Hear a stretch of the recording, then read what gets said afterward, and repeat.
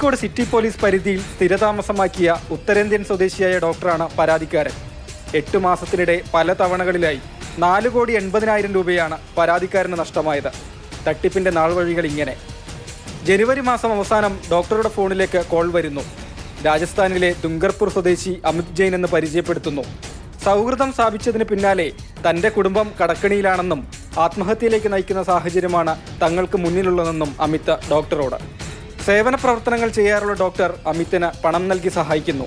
പിന്നാലെ പല ആവശ്യങ്ങൾ, ചൂഷണം. അപ്പോൾ ഇത്രത്തോളം പൈസ കൊടുത്തല്ലോ, അത് തിരിച്ച് കിട്ടണം. അപ്പം അന്നേരം ഈ പറയുന്ന ഫ്രോഡ്സ്റ്റേഴ്സ് അവരുടെ സൈഡിൽ നിന്ന് ചെയ്യുന്നൊരു മോഡൽസ് എന്ന് വെച്ചിട്ടുണ്ടെങ്കിൽ, എനിക്കിപ്പം കുറച്ച് ലാൻഡ് ഉണ്ട്, ഈ ലാൻഡ് വിട്ട് കഴിഞ്ഞ് കഴിഞ്ഞാൽ എനിക്ക് പൈസ നിങ്ങൾക്ക് തിരിച്ചു വരാണ്ട് സാധിക്കും. പക്ഷേ ഇത് കുറച്ച് പ്രശ്നത്തിലൊക്കെ പെട്ട് കിടക്കുകയാണ്. അപ്പം അത് സോൾവ് ചെയ്യാൻ വേണ്ടി കുറച്ച് പൈസ നിങ്ങൾ തന്നു കഴിഞ്ഞാൽ എനിക്ക് നിങ്ങളുടെ കടവും വീട്ടാൻ വേണ്ടി പറ്റും, എനിക്കിവിടെ ഉണ്ടായിട്ടുള്ള കടവും വീട്ടാൻ പറ്റും എന്നുള്ള സിറ്റുവേഷൻ ഇദ്ദേഹത്തിന് മുന്നിൽ അവതരിപ്പിക്കും. ഇദ്ദേഹത്തിൻ്റെ പൈസ തിരിച്ച് കിട്ടാൻ വേണ്ടിയുള്ള എഫേർട്ടായിട്ട് വീണ്ടും പൈസ കൊടുക്കുന്നു. അപ്പം അങ്ങനെ കുറേ ലക്ഷങ്ങൾ പോയി. പിന്നെ ഇദ്ദേഹത്തെ കോൺടാക്ട് ചെയ്യുന്ന വെച്ചിട്ടുണ്ടെങ്കിൽ അവിടുത്തെ സർക്കിൾ ഇൻസ്പെക്ടർ ആണെന്ന് പറഞ്ഞു, ASP ആണെന്ന് പറഞ്ഞു, SP ആണെന്ന് പറഞ്ഞു, DIG ആണെന്നൊക്കെ പറഞ്ഞിട്ട് പല വ്യക്തികൾ കോൺടാക്ട് ചെയ്യുന്നു. അവിടെ ഈ പറയുന്ന ലാൻഡിന് കുറേ പ്രശ്നങ്ങളുണ്ടായിരുന്നു. അതുമായിട്ട് ബന്ധപ്പെട്ട് അവിടെ മറ്റൊരു കമ്മ്യൂണിറ്റി അവിടെ താമസിക്കേണ്ടത് അവരെ ഒഴിപ്പിക്കാൻ വേണ്ടി ശ്രമിച്ചപ്പോൾ അതൊരു കമ്മ്യൂണൽ ലഹളയിലേക്കൊക്കെ പോയി, ഒരാൾ മരണപ്പെട്ടു. അപ്പോൾ ഇതിനൊക്കെ ഈ കോൾ ചെയ്ത ആളാണ് കാരണക്കാരനെന്ന് അയാൾ അറസ്റ്റ് ചെയ്യുന്നു. അപ്പം അയാൾ അറസ്റ്റ് ചെയ്ത് എന്ത് സംഭവിക്കും?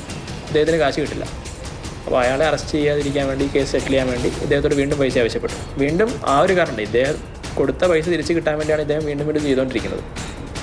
അപ്പോൾ അങ്ങനെ വീണ്ടും കുറേ ലക്ഷങ്ങൾ, 10-20 ലക്ഷം രൂപയൊക്കെ അവർ ഡിമാൻഡ് ചെയ്യുന്നത്. അപ്പോൾ അത് കൊടുത്തു.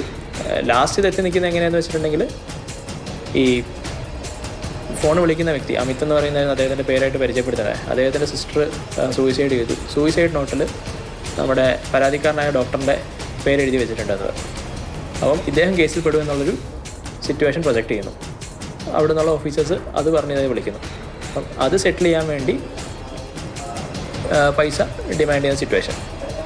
അപ്പം അന്നേരം വീണ്ടും പൈസ അയച്ചു കൊടുക്കാനുള്ള പൈസ അറേഞ്ച് ചെയ്യാനുള്ള രീതിയിലൊക്കെ ഇദ്ദേഹത്തിൻ്റെ ഗോൾഡ് ബ്ലഡ് ചെയ്യാനൊക്കെ പോകുന്ന സമയത്ത് വൈഫ് മകനോട് പറയുന്നു ഇത്തരത്തിൽ സംഭവം ഉണ്ടെന്നുള്ളത്. അങ്ങനെയാണ് മകൻ അറിയുന്നതും ഈ എൻ്റയർ ഫ്രോഡ് നടന്നതിനെ പറ്റിയുള്ള വിവരം കിട്ടുന്നത്.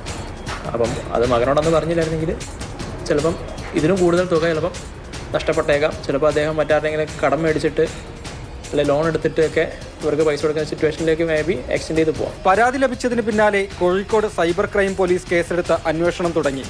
ഫോൺ നമ്പറും പണം കൈമാറിയ ബാങ്ക് അക്കൗണ്ടും കേന്ദ്രീകരിച്ചാണ് അന്വേഷണം. നമുക്ക് വ്യക്തിയുടെ ഒരു പേര് മാത്രമേ ഉള്ളൂ, വ്യക്തി ഒരു സ്ഥലവും. പക്ഷെ അത് വെച്ച് നമുക്കൊന്നും പറയാൻ വേണ്ടി സാധിക്കില്ല. അത് നമ്മൾ ഡീറ്റെയിൽ ആയിട്ട് ഇൻവെസ്റ്റിഗേറ്റ് ചെയ്യുമ്പോൾ മാത്രമേ ഇത് കിട്ടുള്ളൂ. ഒരുപാട് ട്രാൻസാക്ഷൻസ് നടന്നിട്ടുണ്ട്, ഒരുപാട് നമ്പറുകളിൽ നിന്ന് കോളുകൾ വന്നിട്ടുണ്ട്. അപ്പോൾ അതിൻ്റെയൊക്കെ ഡീറ്റെയിൽസ് എടുത്ത് പരിശോധിച്ച് നോക്കി, അതും ഈ വിളിച്ച വ്യക്തി അതേ സ്ഥലത്ത് തന്നെയാണ്, അതേ പേരിൽ തന്നെയാണ് ഒറിജിനൽ നെയിം എന്ന് തന്നെയാണെന്ന് ഉറപ്പൊന്നുമില്ല. അപ്പോൾ അതൊക്കെ നമുക്ക് കണ്ടെത്തുന്നുണ്ട്. അപ്പോൾ അത് ഇൻവെസ്റ്റിഗേഷൻ പ്രോഗ്രസ് ചെയ്യുമ്പോൾ മാത്രമേ ഇത് വെളിവാകുള്ളൂ. ആരാധനാലയങ്ങൾക്കടക്കം വലിയ സംഭാവനകൾ നൽകുന്ന വ്യക്തിയായിരുന്നു പരാതിക്കാരൻ. ഇത് മനസ്സിലാക്കിയ ആളും അയാളുടെ കൂട്ടാളികളുമാണ് തട്ടിപ്പിന് പിന്നിലെന്നാണ് പോലീസ് സംശയിക്കുന്നത്. മാതൃഭൂമി ന്യൂസ്, കോഴിക്കോട്.